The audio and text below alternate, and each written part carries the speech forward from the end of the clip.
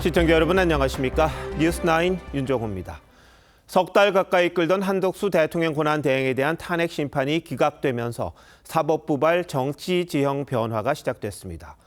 모레는 이재명 민주당 대표의 선거법 2심 재판 선고가 있고 이번 주가 될지 다음 달로 넘어갈지는 지켜봐야겠습니다만 윤석열 대통령에 대한 탄핵 심판 선고도 사실상 초읽기에 들어갔습니다. 대한민국 사법부가 대한민국 정치를 들었다 놨다 하는 상황 바람직하진 않습니다만 오늘 있었던 헌법재판소의 기각 5명, 각하 2명, 인용 1명의 판결 구도는 눈여겨볼 부분이 많습니다. 윤 대통령 탄핵 여부를 엿볼 수 있다는 점에서 많은 분들이 관심을 가지셨을 텐데 계엄의 위헌성이나 내란죄 죄외 같은 윤 대통령과 관련된 부분에 대한 판단을 내리지 않아 여전히 안개 속이란 분석도 많습니다. 오늘 뉴스9은 헌법재판소의 결정 내용과 앞으로의 전망 자세히 짚어드릴 텐데요. 격변하는 국제 정세 속에서 일부나마 제자리를 찾은 한대행의 복귀 첫 메시지, 움직임 등을 취재기자 연결해 먼저 알아보도록 하겠습니다. 정민진 기자.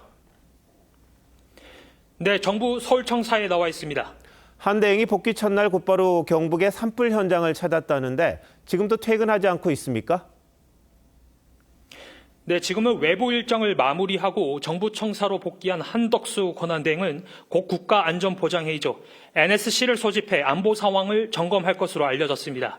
지난해 12월이죠. 탄핵 소추로 직무가 정지된 뒤 최상목 경제부총리가 회의를 소집하고 87일 만에 NSC가 다시 열리게 되는 겁니다. 복귀 직후 국방부와 합참해 정군 경계태세 강화를 지시했고 행정안전부와 경찰의 과격 시위 대응을 비롯한 사회 질서와 치안 유지를 당부한 한대행은 모든 국민이 정치권의 극렬한 대립은 안 된다는 목소리를 낸다고 강조했습니다. 이제는 좌우는 없다고 저는 생각합니다. 오로지 우리나라가 위로, 앞으로 발전하는 것이 정말 중요한 우리의 과제다. 곧바로 진행한 대국민 담화에선 여야의 초당적 협력을 여러 차례 당부했습니다. 초당적 협력이 당연한 주요 국정 현안들을 안정감 있게 동시에 속도감 있게 진척시킬 수 있도록. 네, 한대행이 오늘 상당히 바빴던 걸로 알려졌는데요. 그렇습니까? 네, 맞습니다. 한 총리가 직무복귀 결정으로 정부 청사에 출근한 뒤 10시간 넘게 공식적으로 소화한 일정만 6개에 달합니다. 첫 일정으로 중앙재난상황실을 찾아 산불 재난 상황을 점검하고 범정부 차원의 총력 대응을 당부한 뒤 국무위원 간담회는 점심을 도시락으로 때우며 진행했습니다. 간담회장에선 권한대행을 내려놓은 최상목 경제부총리가 활짝 웃는 모습이 포착됐습니다.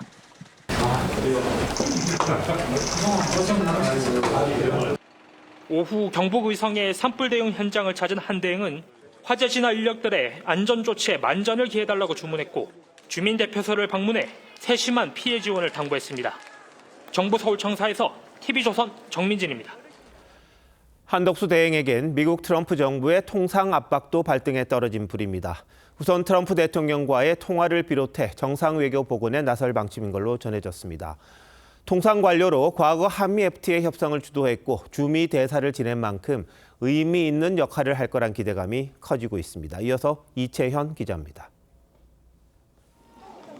한덕수 권한대행은 가장 시급한 과제로 미국발 통상전쟁 대응을 강조했습니다. 급한 일부터 추스려 나가도록 하겠습니다. 제가 앞장서서 통상과 산업의 트럼프 대통령이 다음 달 2일로 예고한 주요국 상호관세 발표를 앞두고 정부는 경제부총리 주재 대외경제 현안 간담회를 한대행이 주관하는 통상관계 장관회의로 격상하면서 민간 기업인과 전문가도 참여시키는 방안을 추진합니다. 현실로 닥쳐온 통상전쟁에서 우리나라의 국익을 확보하는 데 저의 모든 지혜와 역량을 쏟아붓겠습니다. 트럼프 대통령과의 직접 통화도 최우선 과제로 시도한다는 계획입니다. 현안과 관련된 정책 사항에 대해서는 이미 양국 간 협의가 긴밀히 이루어지고 있다는 말씀드립니다.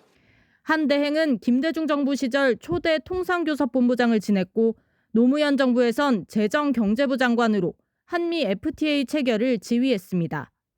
한미 FTA는 분명히 우리나라의 전체적인 우리의 신뢰도를 높일 겁니다. 이명박 정부 시절 주미대사 이력도 통상 외교의 강점으로 작용할 걸로 보입니다.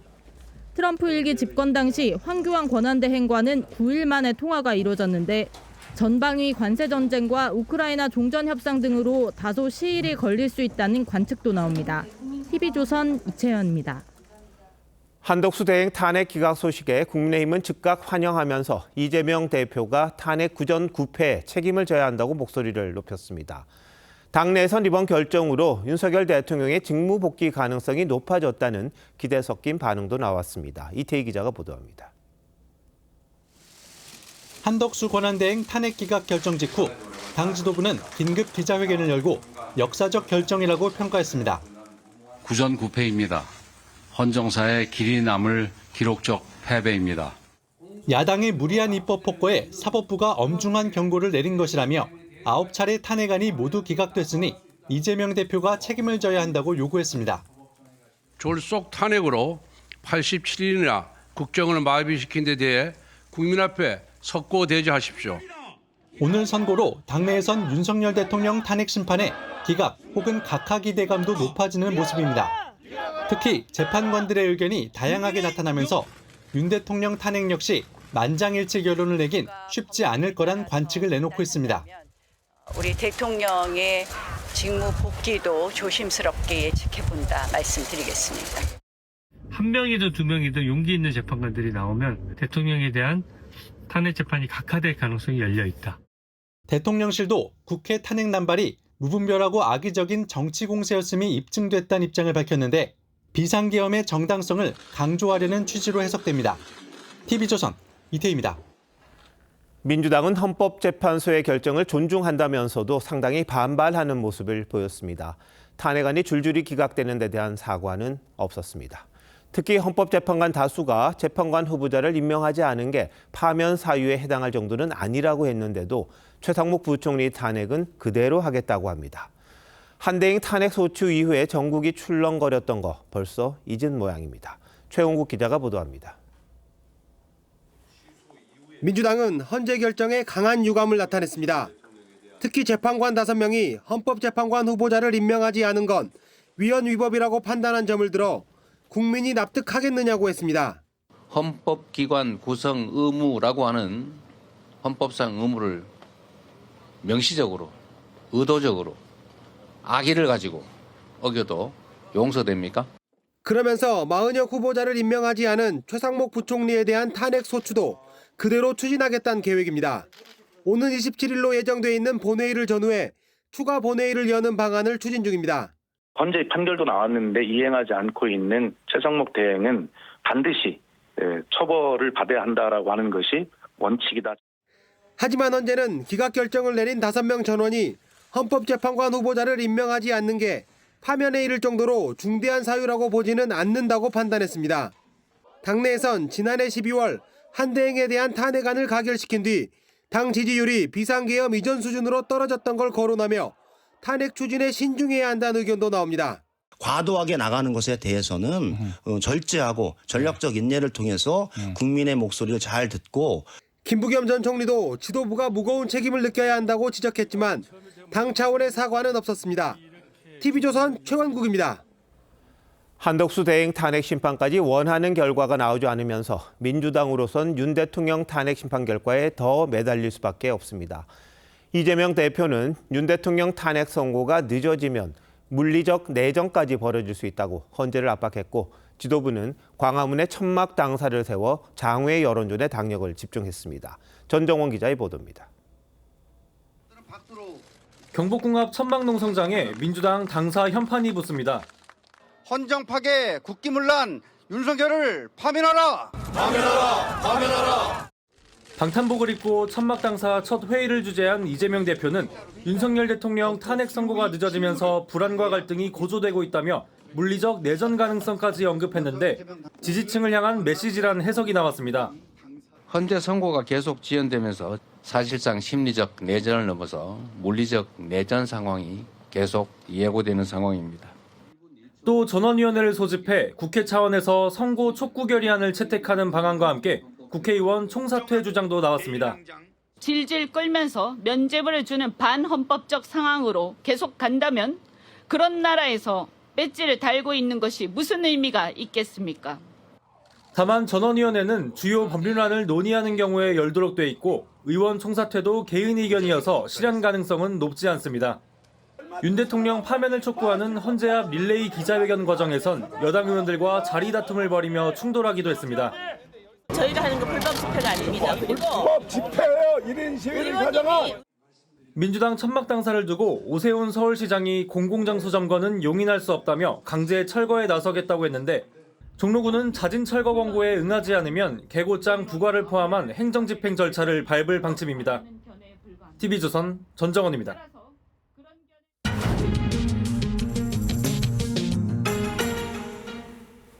앞서 전해드린 것처럼 한덕수 대행 기각 결정으로 민주당 주도로 추진됐던 탄핵소추안 구전구패가 됐습니다.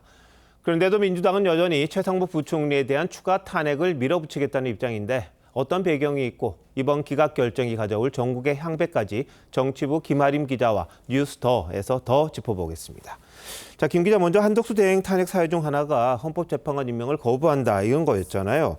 근데 직무에 복귀한 한 대행, 이 야당이 요구하는 마은혁 후보자 임명할까요? 어떨까요? 오늘 헌재 판단만 보면 마은혁 후보자 임명 문제에 있어서 여야 모두 각자에게 유리하게 해석할 수 있는 부분이 다 포함되어 있습니다.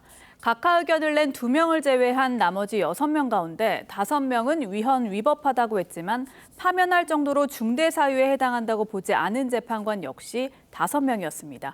결국 한 대행 선택에 달린 문제로 볼 수 있는데요. 야권의 공세가 계속되긴 하겠지만 일단은 윤 대통령 탄핵 선고 이후로 미룰 가능성이 높다는 게 대체적인 전망입니다. 특히 여권 일각에선 다음 달 18일 임기가 만료되는 문영배 이미선 재판관 후임 지명을 마 후보자 임명과 연계시키는 방안도 거론되고 있습니다. 네, 자, 개별 의견이 조금 엇갈리긴 했습니다만 결과적으로는 헌법재판관 후보자를 임명하지 않더라도 이게 파면할 정도는 아니다. 이게 오늘 판단이잖아요. 예. 같은 논리면 최상목 부총리에 대해서 마은혁 후보자 임명 안 했다고 지금 탄핵하려는 거잖아요. 그럼 뻔한 결과 나오지 않습니까? 근데 왜 이렇게 강행 처리하려고 합니까? 네, 맞습니다. 개별 사건이긴 하지만요. 같은 논리가 적용된다면 기각될 가능성이 높다는 게 법조계 전망입니다. 하지만 민주당 지도부는 여전히 강경합니다. 지도부 한 관계자는 할 수 있는 최대치는 다 해야 한다는 생각이라고 했습니다. 실제 인용을 노린다기보단 명분 차원에서 해야 할 수밖에 없다는 뜻인데요. 대통령 탄핵 심판 결과보다 모레 이재명 대표 선거법 항소심 결과가 먼저 나올 가능성이 거의 확실해진 상황과도 무관치 않아 보입니다. 오늘 이 대표는 계엄 당시 폭사나 독살, 사살 등 방법이 강구됐다거나 물리적 내전이 예고된다는 표현까지 썼습니다. 네, 표현이 상당히 좀 거칠다 이런 지적도 있었습니다. 그런데 결국은 헌법재판소를 향한 압박이잖아요. 앞서 리포트에서도 전해드렸습니다만 이 한대행 소추 이후에 민주당 지지율이 좀 떨어지고 그러지 않았습니까? 이 과거 사례 감안하지 않을 수가 없을 텐데. 네, 그렇습니다. 지난해 계엄 이후 민주당 48%, 국민의힘 24%로 2배 차이로 벌어졌던 지지율은 3주 뒤 오차 범위 내로까지 좁혀졌습니다. 당시 여론조사 업체에선 한 권한대행 탄핵 소추로 인한 역풍과 윤 대통령의 메시지 등이 맞물려 나타난 현상 등으로 해석했습니다. 이 때문에 민주당 내에서도 사과나 반성도 없이 또다시 최 부총리에 대한 탄핵을 추진하는 데 대한 우려의 목소리가 적지 않습니다. 당내 일각에선 본회의 개의에 키를 쥐고 있는 우원식 국회의장이 탄핵안을 상정하지 않는 식으로 자연스럽게 탄핵 카드를 접는 방안도 거론됩니다. 네, 일종의 출구 전략이네요. 실제로 그렇게 될지 한번 지켜보고요. 여당은 오늘 기각 판결 어떻게 이야기를 하고 있습니까? 여당은 무엇보다 한대행 복귀로 국정 안정성이 높아졌다는 데 의미를 부여했습니다. 특히 이번 선고 과정에서 보수적인 의견을 낸 재판관이 각하 2, 기각 1명을 포함해 3명이었다는 점에 주목하고 있습니다. 대통령 탄핵 심판에서도 이들 세 재판관이 기각이나 각하 결정을 내릴 수 있을 거란 건데요. 특히 모레 이재명 대표 항소심 선고에서 당선 무효형이 선고될 경우 여론이 급격히 반전될 수 있다고 기대하는 분위기입니다. 네, 여야 이제 모두가 이재명 대표의 2심 선고에 관심이 쏠리게 될 수밖에 없겠군요. 자, 어떤 결과가 나올지 김 기자 수고했습니다.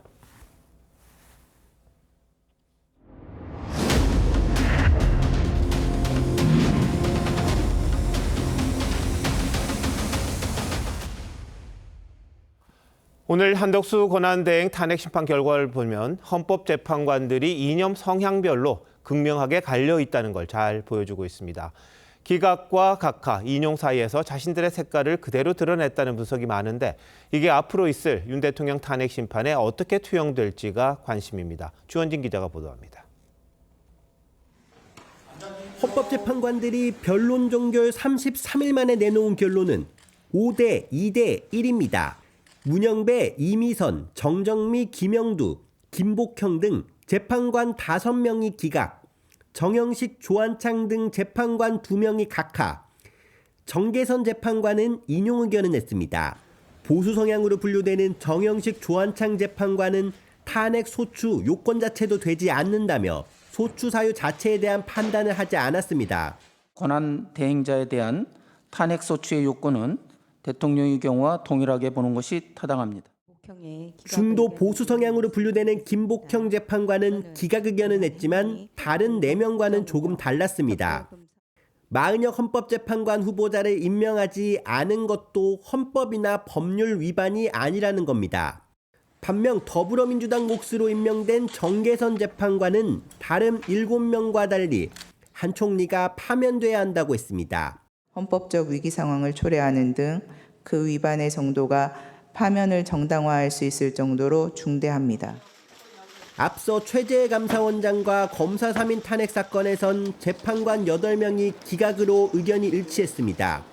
오늘 선고가 윤석열 대통령 탄핵 심판의 가늠자가 될 거란 전망도 나옵니다. TV조선 주원진입니다. 지금부터는 기각과 인용, 각하 사유 하나하나 살펴보겠습니다. 먼저 기각 의견을 낸 재판관 5명은 한 총리가 비상계엄에 가담했다거나 대통령의 특검법 거부권 남용을 조장했다는 등의 탄핵소추 사유를 모두 인정하지 않았습니다. 상설특검 후보자 추천을 의뢰하지 않은 것도 문제가 없다고 봤습니다. 자세한 기각 사유를 김예나 기자가 전합니다. 탄핵소추 사유 5가지 중 4가지에 대해선 재판관 5명 모두 한 총리가 헌법이나 법률을 위반하지 않았다고 봤습니다. 야당은 한 총리가 국무회의를 소집해 내란 중요 임무를 수행했다고 주장했지만 재판관들은 비상계엄에 적극적 행위를 한 증거나 객관적 자료가 없다고 했습니다. 야당은 한 총리가 한동훈 전 국민의힘 대표와 공동 국정 운영을 꾀한 게 위헌이라고 주장했지만 여당과 함께 지혜를 모아 모든 국가 기능을 안정적이고 원활하게 운영하겠습니다. 재판관들은 일상적인 당정 협의로 봤습니다. 내란 상설특검 후보자 추천을 지연한 것도 문제가 없다고 봤습니다. 여야 합의가 필요하다며 헌법재판관 후보자 3명을 임명하지 않은 건 4명이 위헌, 위법이라고 봤지만 파면할 정도는 아니라고 했습니다. 헌법 및 법률 위반이 임명권자인 대통령을 통하여 간접적으로 부여된 국민의 신임을 배반한 경우에 해당한다고 단정할 수 없습니다. 김복형 재판관은 마 후보자 미임명도 문제가 없다고 봤습니다. TV조선 김예나입니다. 한덕수 국무총리는 대통령 권한 대행과 국무총리라는 2가지 지위를 갖고 있었습니다. 이 때문에 국회의 탄핵소추 정족수를 대통령에 맞출지 총리에 맞출지 논란이 됐었죠. 보수 성향의 정형식, 조한창 재판관은 권한 대행도 대통령과 마찬가지 정족수가 필요하다며 각하 의견을 냈는데 그렇지 않을 경우 국회가 탄핵을 남용할 수 있다는 점을 적시했습니다. 이나라 기자입니다. 지난해 12월 27일 한덕수 총리에 대한 탄핵안이 국회를 통과합니다. 총 투표수 192표 중 가 192표로서 가결됐음을 선포합니다. 총리에 대한 탄핵소추 정족수는 재적의원 과반인 150표, 대통령은 3분의 2인 200표입니다. 한 총리 측은 대통령 권한대행도 대통령과 같은 정족수를 적용해야 한다고 주장했습니다. 이에 대해 재판관 다수는 파면의 대상은 업무가 아니라 신분이라며 총리에 대한 정족수를 적용하는 게 맞다고 판단했습니다. 하지만 보수 성향으로 분류되는 정영식, 조한창 재판관의 의견은 달랐습니다. 두 사람은 권한대행이 임시적으로 대통령 지위에서 국정행위를 포괄적으로 대신한다며 탄핵 소추 요건도 대통령과 동일하게 보는 게 타당하다고 했습니다. 찬성이 의결 정족수인 200표가 안 됐으므로 사건을 각하해야 한다는 겁니다. 다수당의 탄핵 남용에 대한 우려도 담았습니다. 국가적 혼란 발생의 방지 등을 위하여 탄핵 제도의 남용을 방지할 필요성이 더욱 크며 권한대행 체제 자체가 국가 비상사태를 의미하기 때문에 추가적 혼란을 막기 위해 탄핵은 신중해야 한다는 지적입니다. TV조선 이나라입니다. 정계선 재판관은 헌법재판관 8명 중 유일하게 한덕수 총리를 탄핵해야 한다는 의견을 냈습니다. 특검 후보 추천 의뢰를 지연하고 국회가 선출한 헌법재판관을 임명하지 않았다는 이유였습니다. 정 재판관은 한 총리가 임명을 보류했던 대상이기도 한데 정 재판관의 소수 의견 요지는 한지은 기자가 정리했습니다. 정계선 재판관은 지난 1월 취임 당시 마은혁 후보자가 임명되지 않은 걸 에둘러 비판했습니다. 저는 오늘 원래 3번째 취임사를 하게 될 줄 알고 짧게 준비하였습니다. 빨리 한자리의 공석이 메워지길 기대합니다. 오늘 한덕수 총리 파면 의견을 내면서도 재판관 임명 보류를 심각한 헌법 위반으로 봤습니다. 헌법재판소의 내부적 상황을 이용하여 대통령에 대한 탄핵 심판 사건 진행을 지연시키거나 방해하고자 하는 일각의 의사를 고려한 것으로 정 재판관은 한 총리가 국가적 논란을 키우고 헌법재판소 기능을 마비시켰다고 했습니다. 또 한 총리가 내란 특검 후보 추천을 지연한 것에 대해서도 특검법을 위반한 것이라고 했습니다. 피청구인으로서는 헌법재판소에 의하여 위헌성이 확인될 때까지는 이를 존중하고 집행하기 위한 모든 노력을 다하여야 합니다. 정 재판관은 헌법과 법률의 위반 정도가 파면을 정당화할 정도로 중대하다며 재판관 8명 중 유일하게 인용 의견을 냈습니다. TV조선 한지은입니다. 오늘 선고는 윤 대통령 탄핵 심판의 방향성을 보여줄 거란 점에서 관심이 쏠렸습니다. 헌법재판소는 윤 대통령 사건과 연결돼 있는 비상계엄의 위헌성에 대해 판단하지 않았습니다. 그래서 앞으로 어떤 판단 내릴지 가늠하기가 쉽지는 않습니다.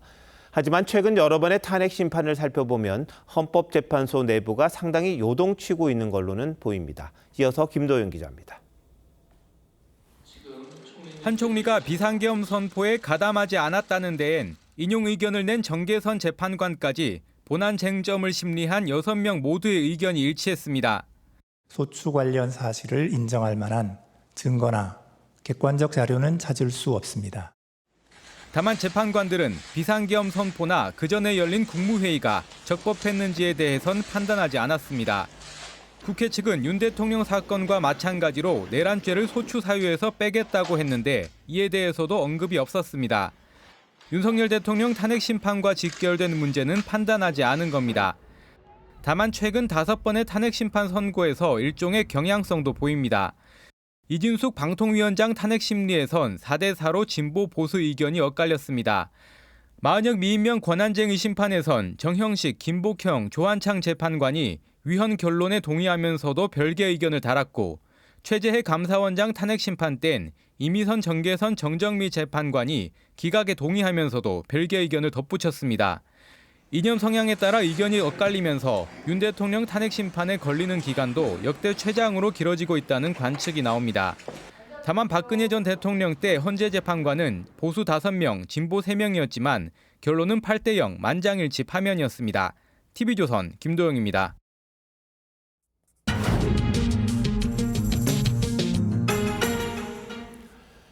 오늘 한덕수 국무총리 탄핵 심판 결과 뉴스 더 코너에서 한 걸음 더 들어가 분석해 보겠습니다. 사회부 법조팀 정준영 기자 나와 있습니다. 자, 정 기자, 오늘 한덕수 총리 탄핵 선고를 보면 8명 중에 유독 2명이 눈에 띈다, 이런 말이 많습니다. 네, 바로 김복형 재판관과 정계선 재판관입니다. 정 재판관은 이진숙 방통위원장 탄핵 심판에 이어 오늘까지 2번 인용 의견을 냈고 반대로 김 재판관은 모두 기각 의견을 냈습니다. 1995년 사법고시를 수석으로 합격한 정 재판관은 2018년 서울중앙지법 판사 시절엔 이명박 전 대통령에게 1심에서 징역 15년을 선고하기도 했습니다. 정 재판관은 후보자 때부터 윤 대통령의 비상계엄 선포를 위헌이라고 했습니다. 국회를 물리력으로 봉쇄하고 의원들의 그 의정 활동을 방해했다면 위헌적인 행위라고 생각합니다. 네, 반면에 김복형 재판관은 그동안 딱히 거의 발언이 없었잖아요. 그런데 오늘 굉장히 뚜렷한 의견을 냈습니다. 네, 조희대 대법원장이 지명한 김 재판관은 그간 중도 보수 성향으로 분류가 됐습니다. 오늘 문영배, 이미선, 김영두, 정정미 재판관은 한 총리 탄핵을 기각을 하면서도 헌법재판관 후보자 미임명은 위헌, 위법이라고 봤는데 김 재판관은 이마저도 잘못이 아니라면서 가장 강한 의견을 냈습니다. 재판관의 자격 요건 구비나 검토할 상당한 기간이 경과하였다고 단정하기 어렵습니다. 반면에 정 재판관은 한 총리에게 대통령 탄핵 심판을 지연시키려는 의도가 있었다며 맞부딪혔고요. 네, 김복형 재판관은 대통령의 권한을 좀 폭넓게 인정했다 이렇게 볼 수 있을 것 같은데, 자 그러면 윤 대통령 탄핵 심판에서도 이런 구도 그대로 유지가 될 것 같습니까? 사실 여러 전망이 나오고 있습니다. 오늘 각하 의견을 낸 정영식, 조한창 재판관의 김복형 재판관까지 가세하면 윤 대통령 탄핵 심판에서도 각하나 기각 의견이 나올 거란 법조계 일부 전망도 나옵니다. 하지만 반대쪽에선 오늘 헌법재판관 8명 모두 계엄의 위헌, 위법성에 대한 판단을 한마디도 언급하지 않았다는 점에 주목하면서 윤 대통령 탄핵 심판과 연결지을 수 없다는 의견도 있습니다. 그래서 윤 대통령 탄핵 심판도 김복형, 정계선 두 재판관 중에 누가 주도권을 쥐느냐에 달렸다는 전망도 나오고 있습니다. 네, 자 야당은 이제 탄핵 9번 결과가 나왔는데 다 기각이나 각하나 이렇게 졌습니다. 자, 오늘 정영식, 조한창 재판관은 각하 의견까지 냈어요. 이분들은 그동안 어떻게 판단을 했습니까? 이 세 재판관은 이진숙 방통위원장 사건에서 김영두 재판관과 함께 기각 의견을 내서 4대4 구도를 형성했습니다. 최상목 권한대행이 마은혁 후보자를 임명하지 않은 건 잘못이라고는 했지만 별개 의견을 통해 절차적 정당성을 문제 삼기도 했습니다. 국회의장이 국회를 대표하여 권한쟁의 심판을 청구하기 위해서는 본회의 의결이 필요하다고. 네, 그간 논란이 됐던 게 수사 기록의 증거 채택이었고 내란죄를 철회한 거 이 부분이었는데 여기에 대한 판단은 있었습니까? 없었습니다. 이건 윤 대통령 측도 똑같이 문제를 삼는 부분이라서 한 총리 탄핵 심판을 통해 헌재의 생각을 엿볼 수 있을 거다 이런 기대가 많았습니다. 하지만 헌재는 한 총리가 애초에 계엄에 가담하지 않았기 때문에 검찰 피의자 신문조서를 증거로 채택할지 여부나 내란죄를 철회할지 여부 판단을 할 필요가 없었다고 본 겁니다. 네. 자, 이제 윤 대통령께 언제 나올지 이게 가장 관심인데 한번 지켜보도록 하죠. 잘 들었습니다. 법원에선 윤석열 대통령의 내란 혐의 형사재판 두 번째 공판 준비 기일이 열렸습니다. 재판부는 다음 달 14일부터 재판을 본격적으로 시작하기로 했는데 9월까지 진행할 거라고 이야기를 했습니다. 윤 대통령이 불구속 상태에서 재판을 받기 때문에 시간에 구애받지 않고 제기된 혐의를 충분히 그리고 면밀히 따져보겠다는 뜻으로 읽힙니다. 류태영 기자가 보도합니다. 윤석열 대통령 변호인단이 법원 청사로 들어옵니다. 1차 때 공소사실 인정 여부 안 밝히셨는데 이번에 어떤 입장이세요? 공소사실은 당연히 부인할 겁니다. 예. 서울중앙지법에서 열린 내란 혐의 형사재판 두 번째 준비기일에서 윤 대통령 측은 혐의를 전면 부인했습니다. 비상계엄 선포는 정당한 국가긴급권 행사이고 내란죄 수사권이 없는 공수처가 위법하게 수집한 증거가 포함됐다고 했습니다. 반면 검찰은 법원이 여러 번 영장을 발부했다며 공수처의 내란죄 수사권을 인정했다는 취지로 반박했습니다. 재판부는 위법 수집 증거에 대해선 계속 논란이 될 여지가 있다면서도 이에 대한 판단은 나중에 하겠다고 했습니다. 재판부는 올 9월까지 공판을 진행할 것이라고 했습니다. 윤 대통령이 석방되면서 구속기한인 7월까지 결론을 낼 필요가 없어졌기 때문입니다. 첫 정식 재판은 다음 달 14일에 열리는데 이날은 최상목 부총리와 조태열 외교부 장관에 대한 증인신문을 하기로 했습니다. TV조선 류태영입니다. 오늘 법원에선 대장동 개발 민간업자들의 배임 혐의 재판도 열렸습니다. 앞서 증인으로 채택된 이재명 대표가 불출석해 파행된 적이 있었죠. 오늘도 이 대표가 나오지 않아 재판은 금방 끝났습니다.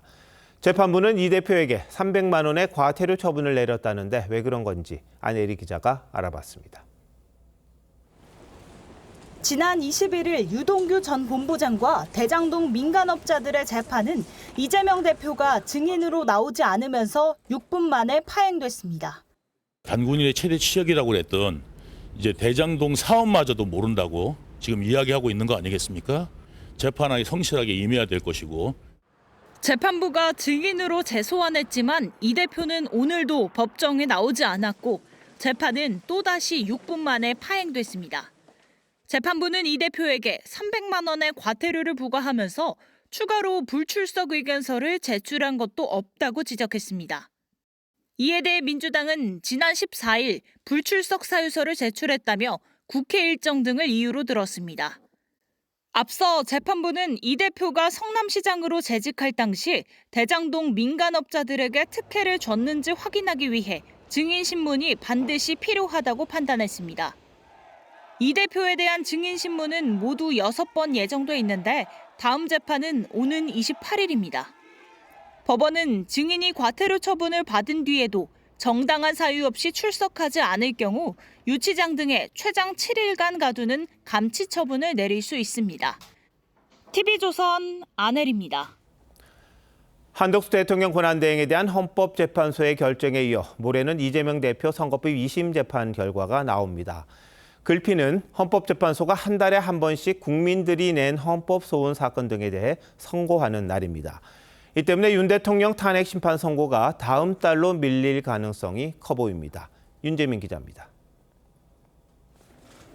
이재명 대표는 지난 대선 과정에서 고 김문기 처장을 몰랐다거나 백현동 부지 용도 변경에 국토부 협박이 있었다고 해 허위사실 공표 혐의로 재판을 받고 있습니다.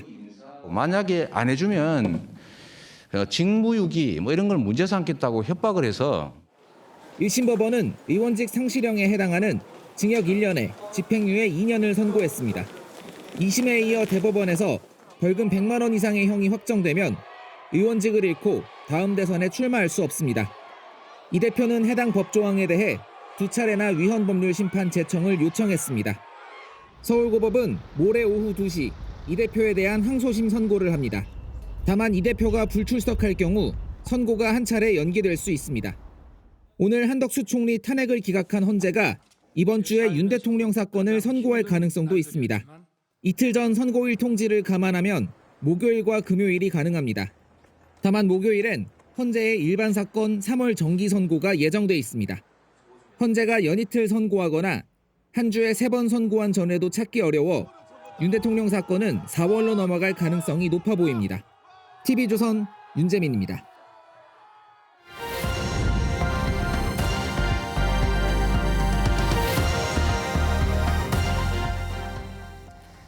영남 지역을 덮친 대형 산불이 나흘째 꺼지지 않고 있습니다. 지금까지 축구장 13,000개 크기의 산림이 잿더미가 됐습니다. 불이 발생한 5곳 가운데 충북 옥천 산불은 꺼졌지만 경남 산청과 경북 의성, 울산 울주의 진화율은 60에서 80%에 머무르고 있습니다. 이 중에서도 규모가 가장 큰 의성 산불은 현재 안동으로까지 번진 상황입니다. 의성 현장부터 연결해 보겠습니다. 김다로 기자, 산불 위협 때문에 산불 지휘본부까지 자리를 옮겼다고요? 네, 저는 지금 경북 의성 지역 자활센터에 나와 있습니다. 안평면에 있던 산불 지휘본부가 오후 5시 30분쯤 이곳으로 옮겨졌습니다. 강풍을 타고 급속히 산불이 번지면서 지휘본부까지 위협받았기 때문입니다. 낮 동안 순간 초속 10m 내외로 불던 강풍은 다소 잠잠해졌습니다. 하지만 날이 어두워지며 헬기까지 철수한 상태인데요. 진화 대원들에게도 안전을 우려해 철수 명령이 떨어졌습니다. 안사면 산불 현장에서 불을 끄던 진화대원 5명이 30분 정도 연락이 끊겼기 때문입니다. 산림당국은 진화대원 재투입 시기를 고심하고 있습니다. 주민들에게도 추가 대피령이 내려졌습니다. 의성군 단촌면, 옥산면, 점곡면은 물론 산불이 번진 인근 안동시 기란면과 남선면 주민들까지 안전한 곳으로 피해 있는 상태입니다. 대피 주민들은 의성과 안동의 2천여 명으로 불길이 점차 확산돼 시간이 지날수록 더 늘어날 것으로 예상됩니다. 산불이 확산되면서 서산 영덕고속도로에 있는 점곡 휴게소에 불이 붙어 소방당국이 진화하기도 했습니다. 북의성 IC에서 영덕 톨게이트 양방향은 전면 차단됐습니다. 또 안동과 의성을 잇는 지방도 914호도 통제됐습니다. 이번 산불로 의성에서만 현재까지 산림 8,490헥타르가 피해를 입었습니다. 경북 의성에서 TV조선 김다로입니다. 가장 먼저 산불이 난 곳 경남 산청에선 나흘째 진화 작업이 이어지고 있습니다. 당국은 헬기와 인력을 대거 투입해 사투를 벌이고 있습니다. 이번엔 산청에 나가 있는 취재기자 연결해 보겠습니다. 김태준 기자, 진화에 좀 진전이 있습니까? 네, 저는 경남 산청 중태마을에 나와 있습니다. 제 뒤로는 전소된 주택이 뼈대만 남아 있는데요. 이 마당에는 농기계가 형체를 알 수 없을 정도로 불에 탔습니다. 이 마을은 산과 산 사이에 있어서 피해가 더 컸습니다.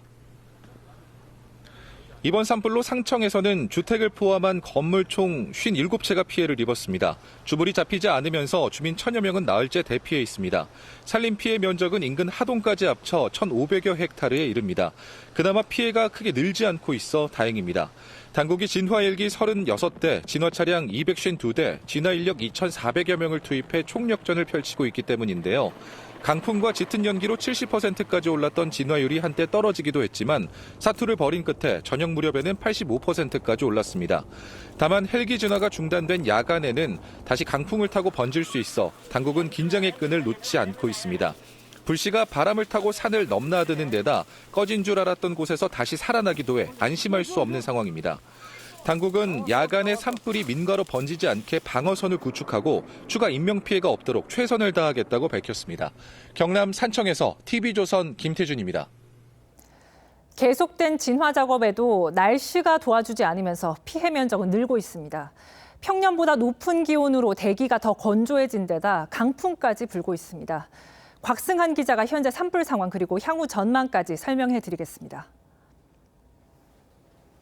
대응 3단계가 발령된 산불은 울산 울주와 경남 산청, 경북 의성 등 3곳입니다.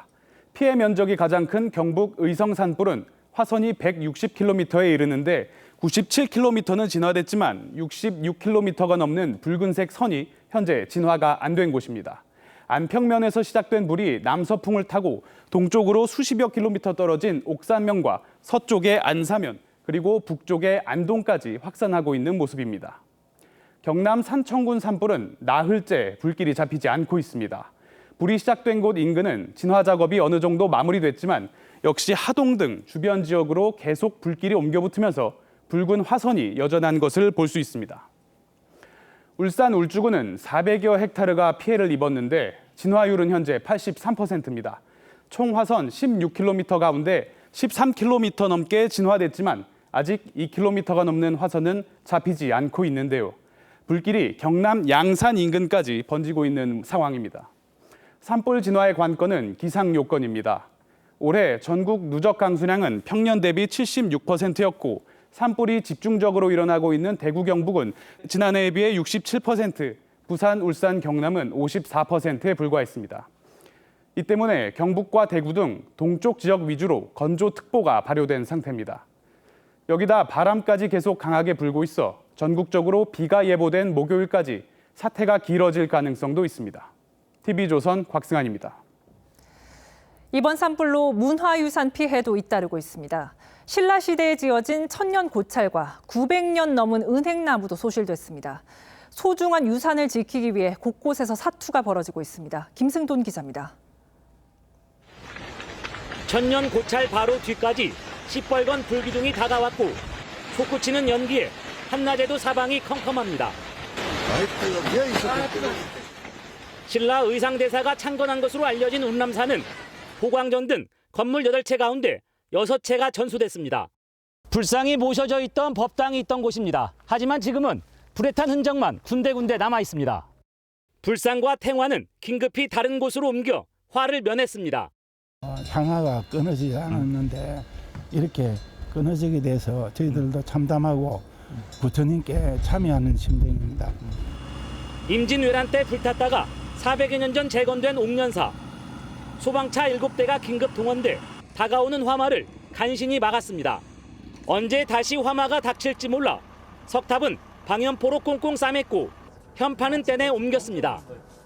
저 시야 수장고에 다 옮겨놓으셨다가 하나도 없잖아요. 경상남도 기념물인 900년 된 하동 두양리 은행나무도 불에 탔습니다. 소시대 나무는 그냥 빼내기보다는 현장 학습용으로 한번 고려를. 고려 전기 여진족과 거란족의 침입을 막은 강민첨 장군을 모신 사당인 두방제 부속 건물 2채도 전소됐습니다. TV조선 김승도입니다. 강한 바람 때문에 산불이 변전소 코 앞까지 오는 아찔한 상황도 있었습니다. 당국이 헬기로 물을 집중적으로 뿌리면서 더 번지는 걸 막았는데 송전선로의 전기 공급은 중단됐습니다. 이심철 기자입니다. 소방차 여러 대가 급하게 변전소 안으로 들어갑니다. 혹시 지금 어떤 출동 받고 지금 급하게 오시는 겁니까?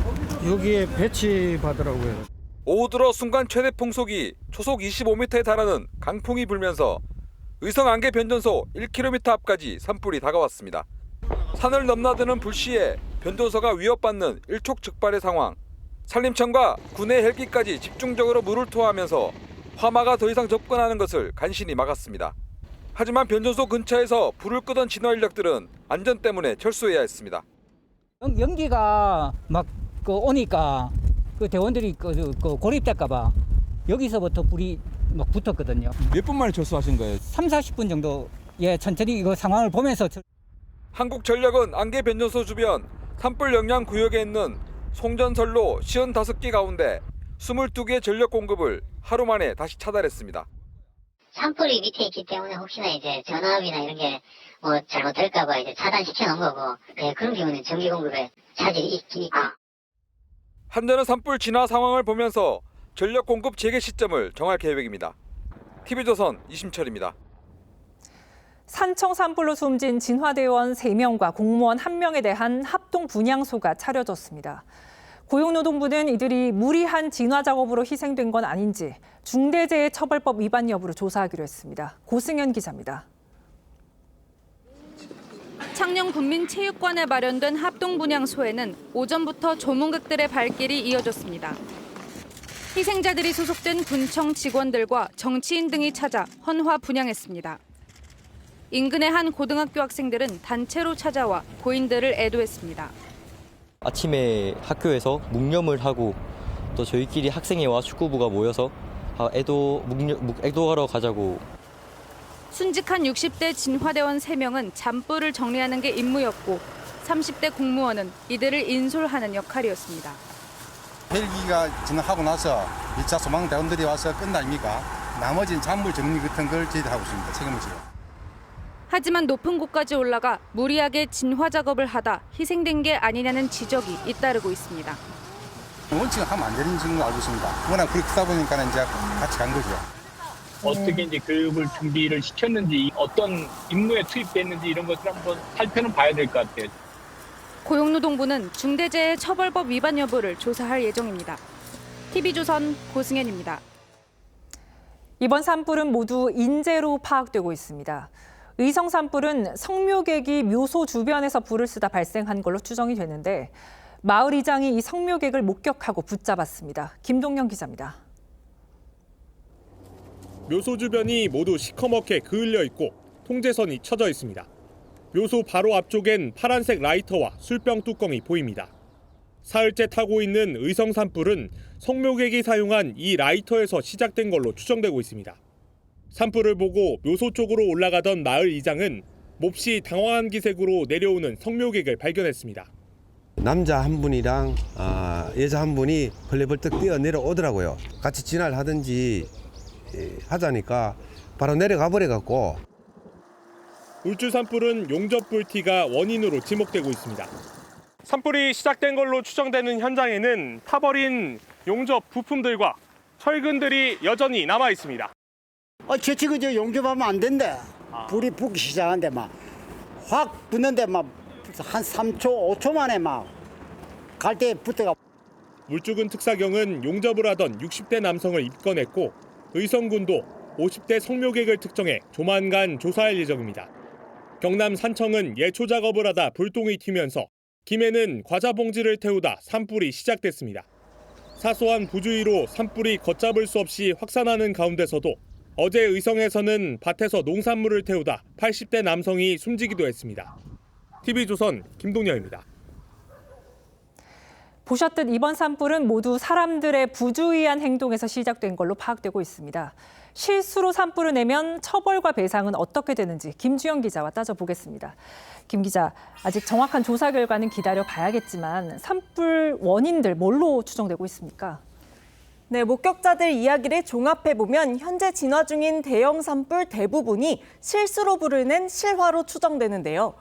경남 산청군 산불은 잡초 제거 작업 중에 튄 불씨에서 시작됐고 의성군에선 성묘객의 실수로 불이 시작됐습니다. 울주군에선 농막에서 용접을 하다가 김해에서는 쓰레기를 소각하다 불이 난 것으로 추정되고 있습니다. 최근 10년간 산불 원인을 보면 입산자 실수로 일어난 화재가 가장 많았고요. 쓰레기나 농업 부산물을 태우려다가 불이 난 경우와 담뱃불로 인한 산불 순이었습니다. 실수로 산불을 내도 처벌을 받나요? 네, 산림보호법에 따르면 실수로 산불을 내도 3년 이하의 징역 또는 3천만 원 이하의 벌금형에 처해집니다. 실제 사례를 보면 2016년 충북 충주에서 쓰레기 소각 중 산불을 낸 60대는 징역 10개월에 8천만 원 손해배상을 선고받았고요. 2017년 담배꽁초를 버려서 산불을 낸 약초 채취꾼들에게는 집행유예가 선고됐습니다. 그렇다면 고의로 불을 내면 더 센 처벌이 가해지겠네요. 네, 방화인 경우는 최대 징역 15년까지 처벌이 더 무거워집니다. 3년 전 강릉 산불 방어범에게는 징역 12년이 선고됐고요. 무려 96번의 산불을 낸 대기업 간부 A씨는 징역 10년에 지자체에 4억 2천만 원을 배상하라는 판결을 받았습니다. 형사처벌 외에 별도로 손해배상도 해야 되는군요. 네, 맞습니다. 국가나 피해 주민이 손해배상 소송을 할 수 있습니다. 2019년 강원도 고성의 대형 산불은 한국전력의 전선이 끊어지면서 시작됐는데요. 한전 직원들이 형사처벌을 받지는 않았지만 정부가 낸 손해배상 소송에서 한전이 27억여 원을 배상하라는 판결이 나오기도 했습니다. 과실범이든 고의범이든 여기에 대해서 민사적으로 책임을 지게 됩니다. 정부가 그걸 청구를 하게 되면 그 사람이 버는 월급이라든지 거기서 평생 따라다니면서 추심을 해야 되는 업무를 하는 거예요. 그래도 산불이 나기 전에 예방하는 게 가장 중요하잖아요. 현재 시행하고 있는 예방책들은 어떤 것들이 있습니까? 네, 산림청이 산림 인접 지역에서 화기를 사용하거나 흡연을 하면 과태료를 부과하고 있고요. 산불 가해자를 신고하면 최대 300만 원까지 포상금도 지급하고 있습니다. 전문가들은 특히 농가에서 관습적으로 해온 소각 행위도 경각심을 가져야 한다고 당부했습니다. 산림 인접지에서는 절대로 불을 다루시거나 소각행위를 하시는 이런 행위는 절대로 하시면 안 되고 산불에 대한 국민 한 분 한 분의 그런 참여가 지금 절실한 때입니다. 네, 실수였다고 해도 책임을 피할 수 없다는 점 잊지 말아야겠습니다. 김 기자 잘 들었습니다.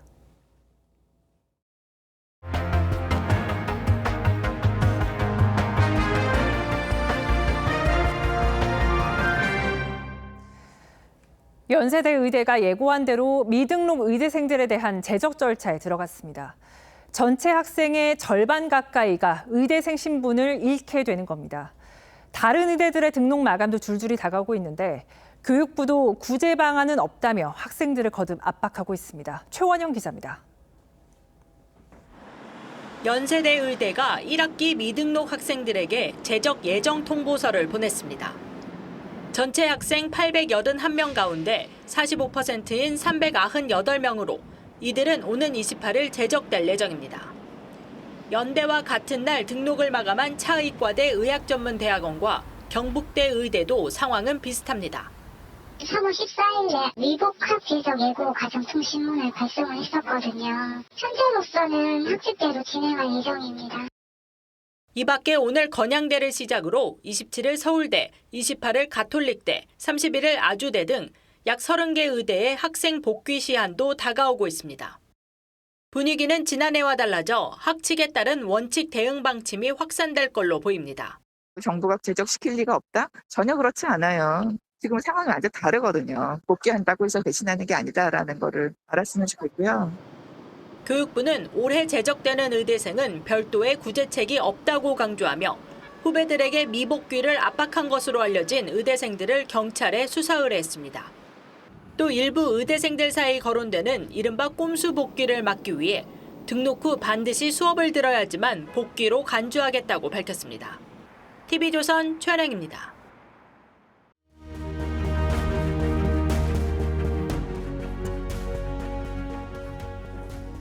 咱们错杀了好人，做下大恶了。事已至此，悲叹何用？宁肯我负天下人，休叫天下人负我。 동탁을 살해하려다 실패한 조조. 도망길에 사소한 오해 때문에 환대를 베푼 사람들조차 모두 죽입니다. 그러고도 아무 반성이 없습니다. 희대의 간웅으로 불리는 이유입니다. 헌법재판소가 한덕수 대통령 권한대행의 탄핵 심판을 기각했습니다. 피청구인이 비상계엄 선포에 절차적 정당성을 부여하기 위하여 적극적 행위를 하였거나 소추 관련 사실을 인정할 만한 증거나 객관적 자료는 찾을 수 없습니다. 헌법재판관 임명 문제 말고는 아예 증거도 없고 객관적 자료도 없다고 했습니다. 민주당 탄핵 소추가 구전 9패를 기록했습니다. 게다가 민주당 내에서는 자신들이 탄핵 소추를 하고도 기각을 예상하는 사람들이 많았습니다. 그만큼 졸속이었다는 거죠. 하지만 누구도 사과하거나 누구도 책임지지 않습니다. 상황이 이런데도 최상목 전 대통령 권한대행을 또 탄핵하려고 합니다. 30번째입니다. 증거나 근거가 박약해도 밀어붙이겠다는 건지, 나라 경제가 엉망인데 책임자가 없어도 괜찮다는 건지 알 수가 없습니다. 권한을 남용하면 반드시 대가가 따른다는 사실 명심해야 합니다. 민주주의 연구로 저명한 후안 린츠 교수는 대통령 중심제가 운영이 참 어렵다고 했습니다. 대통령과 입법부 다수의 의견이 다르면 해결할 수 있는 민주적 원칙이 없다. 교착 상태가 지속되면 대통령이 무리수를 두거나 군대가 개입하려는 유혹이 커진다는 겁니다. 남미가 대표적이었고 우리도 1987년 이전엔 그랬습니다. 40년 만에 이 땅에서 그런 일이 또 벌어졌지만 파국을 막으려면 상대를 적이 아닌 경쟁자로 인정하고 법이 부여한 권력을 최대한 절제해야 합니다. 제가 50년 가까이 모신 우리 국민 대다수는 나라가 왼쪽으로 치우치는 것도 오른쪽으로 치우치는 것도 원치 않으셨습니다. 다만 위로, 앞으로 올라가고 나아가기를 원하셨습니다. 국민의 뜻이 어디 있는지, 나라의 운명을 어떻게 되살릴지 곰곰이 생각할 때입니다. 3월 24일 윤정호의 앵커 칼럼, 책임지는 사회였습니다.